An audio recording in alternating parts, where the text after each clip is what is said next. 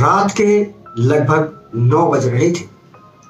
तेज बारिश हो रही थी, सड़कें सुनसान थी और आसमान में रह रह के बिजली कड़क रही थी। राघव, जो कि 35 साल का एक बिजनेसमैन था, अपनी कार चलाता हुआ एक छोटे पहाड़ी शहर में पहुंचा। एक्चुअली उसे अगले दिन एक बहुत जरूरी मीटिंग में जाना था और इसलिए ये वो जो ड्राइव कर रहा था ये भी उसके लिए बहुत जरूरी हो गई थी। भले ही बारिश आ रही थी, तूफानी मौसम था, बिजली कड़क रही थी, लेकिन उसका जाना जरूरी था। अब क्योंकि बारिश काफी ज्यादा तेज हो रही थी तो राघव ने रात बिताने के लिए एक होटल में कमरा ले लिया। ये होटल बाहर से काफी क्रीपी लग रहा था, काफी डरावना लग रहा था। राघव जब होटल के अंदर एंटर किया तो सामने रिसेप्शन पर इसने एक बूढ़े से व्यक्ति को बैठे देखा जो इसे ही घूर रहा था। थोड़ी देर के बाद राघव को एक रूम मिल गया।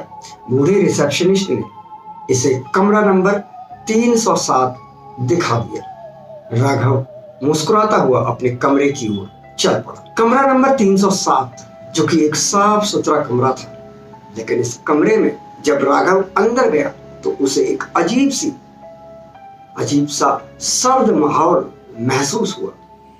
अब क्योंकि पहाड़ी इलाका था तो राघव को लगा कि हाँ, थोड़ी बहुत ठंडक तो होगी ही, ये तो जायज सी बात है। राघव फ्रेश हुआ और इसके बाद खाना खाने के लिए चला गया। खाना खा के जब वो लौटा तो अपने कमरे में आकर लेट गया। अचानक लेटे लेटे उसे ऐसा लगा कि उसके बगल में कोई लेटा है।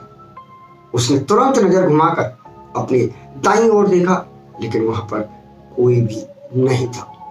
राघव को लगा ये मेरा वहम है, और किसी भी ऐसी नई जगह पर या किसी अनजान जगह पर जब आप जाते हैं तो आपके साथ इस तरह की चीजें हो ही जाती। राघव ने इसको लाइटली लिया और सोने की कोशिश करने लगा, लेकिन राघव नहीं जानता था कि असली डर तो अब शुरू होने जा रहा था। रात करीब 12:30 बजे राघव की नींद अचानक खुल गई। उसे लगा जैसे उसके कमरे में कोई रो रहा है। उसे किसी औरत की सिसकियों की आवाज सुनाई दे रही थी।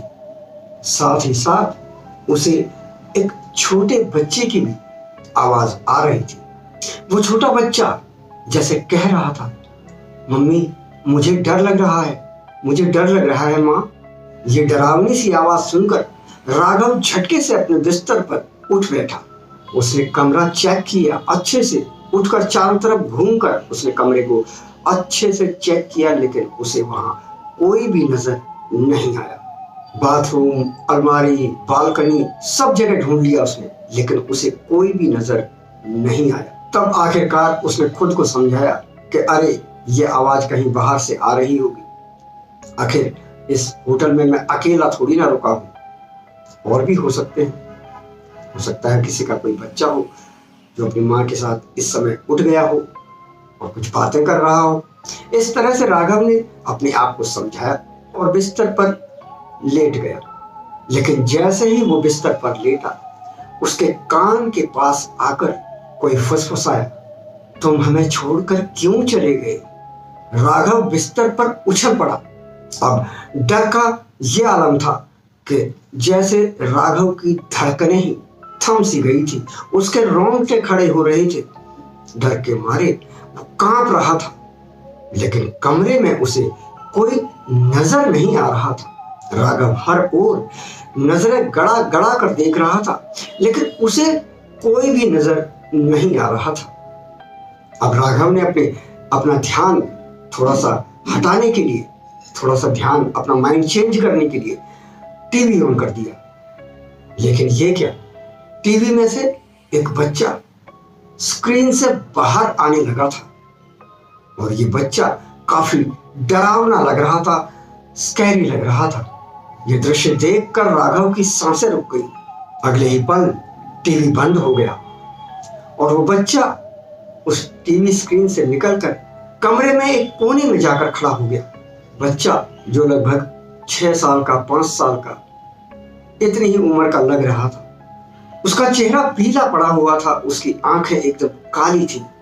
तभी वो बच्चा राघव उसकी ओर एकटक देखे जा रहा था कि तभी वो बच्चा धीरे से बोला, पापा। और ये शब्द सुनते ही राघव के शरीर में बिजली सी दौड़ गई। कौन हो तुम? राघव डरते हुए बोला। लेकिन बच्चा उसे सिर्फ घूर रहा था और घूरते घूरते बच्चा अचानक गायब हो गया। अब राघव बुरी तरीके से डर चुका था। डर के मारे उसे कुछ सूझ नहीं रहा था कि आखिर वो क्या करे।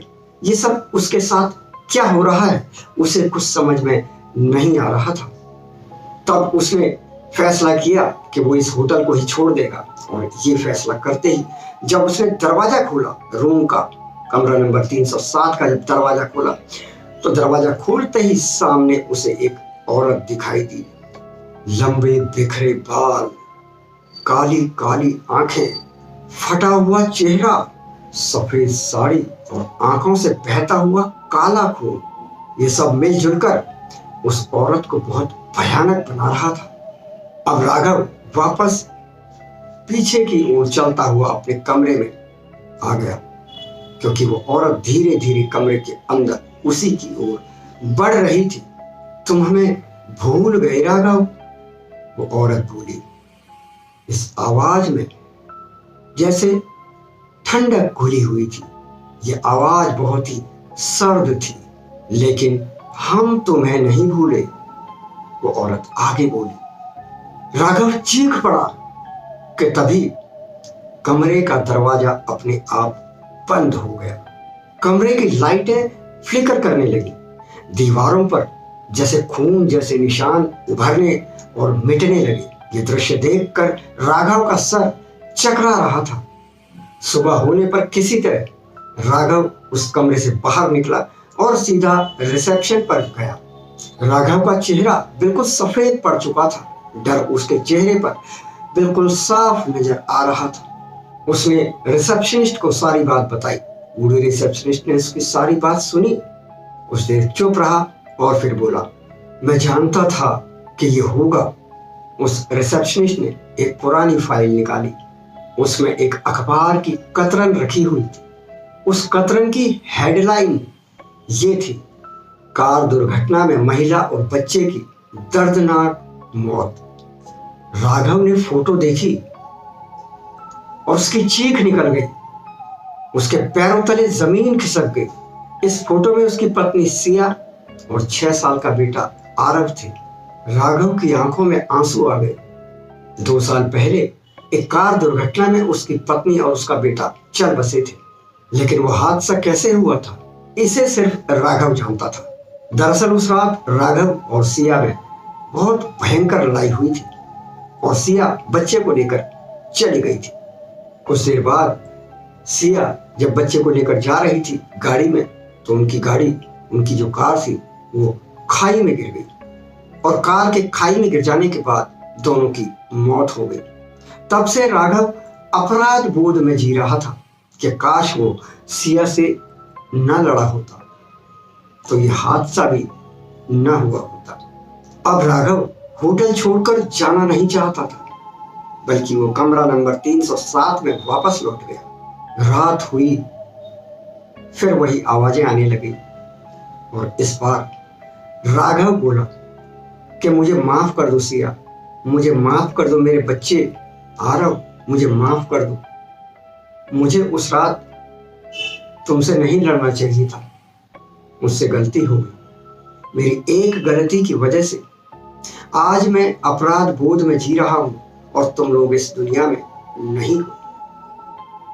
बस मैं एक बार तुम्हें देखना चाहता हूं, मेरे सामने आओ।